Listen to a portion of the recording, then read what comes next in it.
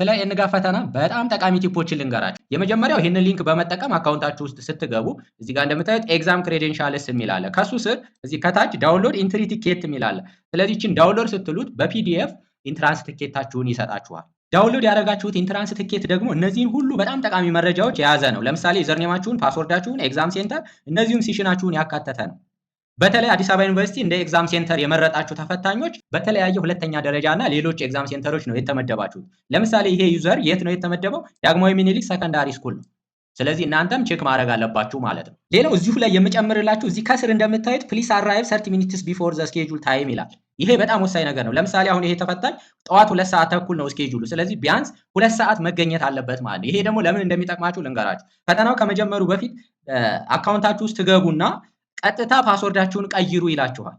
ስለዚህ ፓስወርዳችሁን ቀይራችሁ ሎጊን ብላችሁ ነው ፈተናው እስከሚጀምር መጠበቅ ያለባችሁ። ሌላው ደግሞ ልክ ፈተናው ሲጀምር ኮምፒውተራችሁ ላይ እነዚህን ሁሉ አይተሞች በአንድ ጊዜ ዲስፕሌይ ያደርግላችኋል። አብዛኞቻችሁ ኮንፊውዝ ስለምትሆኑ እያንዳንዱ አይተም ለምን እንደሚጠቅም ልንገራችሁ። የመጀመሪያው እዚህ በግራ በኩል እንደምታዩት ኩዌሽን ነምበር ብሎ ያስቀምጥላችኋል።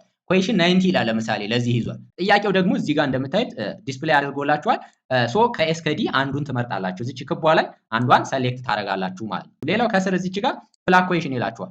ፍላግ ኩዌሽን ማለት ደግሞ ይሄን ጥያቄ ስትሰሩ እየተጠራጠራችሁ ከሆነ መጨረሻ ጊዜ የሚተርፋችሁ ከሆነ ተመልሳችሁ ሪቫይዝ ማድረግ የምትፈልጉ ከሆነ ለምሳሌ መልሱን ሲ ብላችሁ ነገር ግን በኋላ ማየት ከፈለጋችሁ ፍላግ ኩዌሽን የምትለዋን ይችን ክሊክ ታደርጓታላችሁ። ፍላግ ኩዌሽን ጥቅሙ ምንድነው? እዚህ ጋር ተጠራጥራችሁ የመለሳችሁትን በኋላ ጊዜ ካላችሁ ተመለሳችሁ ሪቫይዝ ለማድረግ እዚህ ጋር ፍላግ ብላችሁ ክሊክ አድርጋችሁት ካለፋችሁ እዚች ጋር የቀይ ምልክት ያደርግላችኋል። ሶ እዛች ላይ መጨረሻ ላይ መታችሁ ክሊክ ስታደርጉ ጥያቄውን ያመጣላችኋል። ሌላው ይህን ጥያቄ እንደጨረሳችሁ ኔክስት ፔጅ በማለት ቀጣዮቹን ጥያቄዎች መስራት ትችላላችሁ። ወይም እዚህ ጋር ኩዌሽን ናቪጌሽን ላይ እንደምታዩት አንድ ዲስፕሌይ ላይ ሁሉንም መቶዎቹንም ጥያቄዎች ያመጣላችኋል። እያንዳንዱ ላይ ጥያቄ አንድ መስራት ከፈለጋችሁ አንድ ላይ ክሊክ ማድረግ ነው።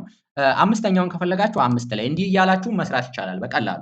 ሉክ እዚች መቶኛዋ ጥያቄ ላይ ስትደርሱ ፊኒሽ አቴምፕት እዚህ ኔክስት ሳይሆን የሚላችሁ ፊኒሽ አቴምፕት ነው። እሱን ከማለታችሁ በፊት እዚህ ጋር ምንም ባዶ ቦታ እንደሌለ መጀመሪያ ማረጋገጥ አለባችሁ። እንደዚህ አይነት ባዶ ቦታዎች ካሉ እነዛን ጥያቄዎች አልመለሳችሁም እያላችሁ ነው። እዛ ቦታ ላይ ሄዳችሁ ክሊክ አድርጋችሁ ጥያቄውን ያመጣላችኋል። መልሳችሁ ማለፍ አለባችሁ። እንደምታዩት አሁን ለምሳሌ እነዚህ ጥያቄዎች ገና ያልተመለሱ ናቸው። እነዚህም ባዶዎቹ ላይ ክሊክ እያደረጋችሁ ሁሉም እንደዚህ ብላክ መሆኑን ስታረጋግጡ ፊኒሽ አቴምፕት ትሉታላችሁ። ከዛ ሰሚት ይላችኋል ማለት ነው። ሌላው የመጨረሻው ቲፕ ውጤት ሲለቀቅ በዚህ ሊንክ መሰረት ውጤታችሁን በአካውንታችሁ ገብታችሁ ማየት ትችላላችሁ። 50 እና ከዛ በላይ የምታመጡ ከሆነ በፈለጋችሁበት ዩኒቨርሲቲ ለማስተርስ ወይም ለፒኤችዲ አፕላይ ማድረግ ትችላላችሁ። ባለፈው ፈርስት ራውንድ ላይ እና ከዛ በፊት የተጠየቁ ሙሉ የንጋት ጥያቄዎችን ሶልቭ አድርገን howtotips.com ላይ አታይ ስላደረግን howtotips.com ላይ አፕላይ አድርጋችሁ እስከ ፈተናው ድረስ ማግኘት ትችላላችሁ።